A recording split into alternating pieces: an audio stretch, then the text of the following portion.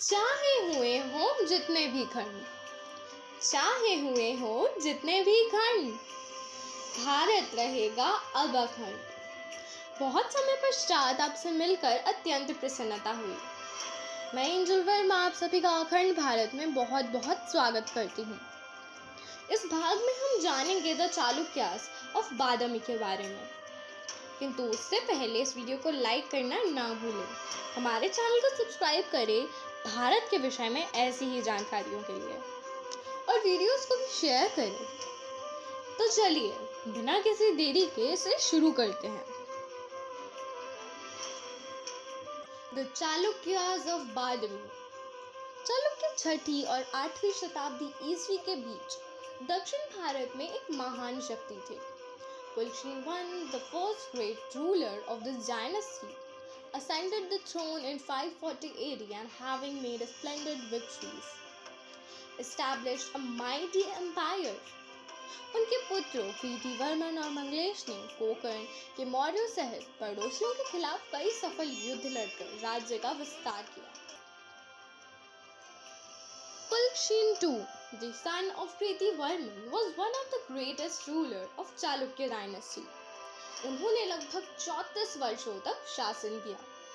इस लंबे शासन काल में उसने महाराष्ट्र में अपने अधिकार को मजबूत किया और डेक्कन के भी बड़े हिस्से पर विजय प्राप्त की। His greatest achievement was his victory in the defense war against Harshvardhana. However, Pulchin was defeated and killed by the Pallav king Narasimha Varman in 642 AD. His son Vikramaditya, जो अपने पिता के समान महान शासक था, उसका उत्तराधिकारी बना। He renewed the struggle against his southern enemies.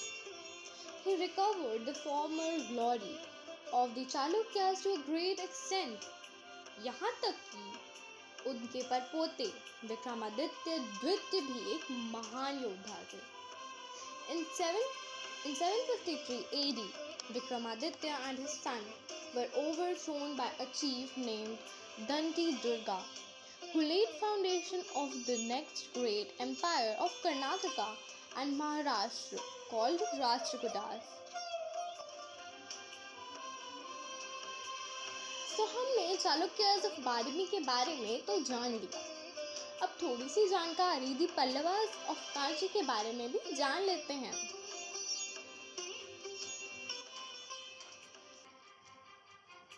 The Pallavas of Kanchi.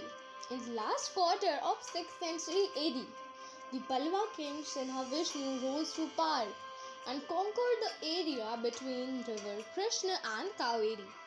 उनके पुत्र और उत्तराधिकारी महेंद्र वर्मन एक बहुमुखी प्रतिभा के धनी थे, जिन्होंने दुर्भाग्य से चालुक्य राजा पुलकेशिन द्वितीय के हाथों अपने प्रभुत्व के उत्तरी भागों को खो दिया था।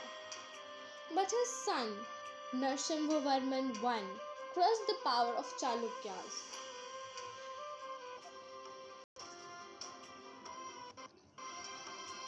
नरसिम्हवर्मन द्वितीय के शासनकाल के दौरान पल्लव शक्ति अपनी शानदार ऊंचाइयों पर पहुंच गई, जो अपनी वास्तुशिल्प उपलब्धियों के लिए प्रसिद्ध है। He built many temples and art and literature flourished in his time. Dandan, the great Sanskrit scholar, lived in his court. However, after his death, the Pallava Empire began to decline, and in course time, they were reduced to a mere local tribal power.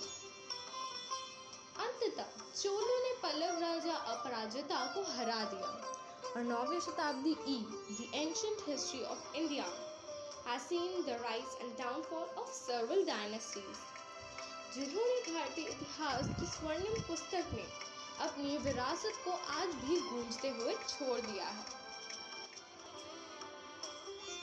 तो आज के लिए बस इतना ही। अब तक के जितने भी भागों में जो कुछ भी हमने जाना, वो सब एंशिएंट हिस्ट्री का ही एक भाग था। पर अब इस भाग के बाद जो कुछ भी हम जानेंगे, वो होगी एक नई शुरुआत एक नए भाग की, एक नए सफर की। The medieval history.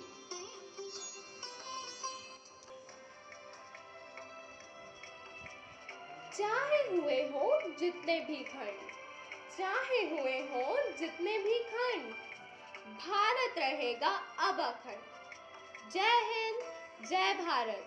Thanks for watching.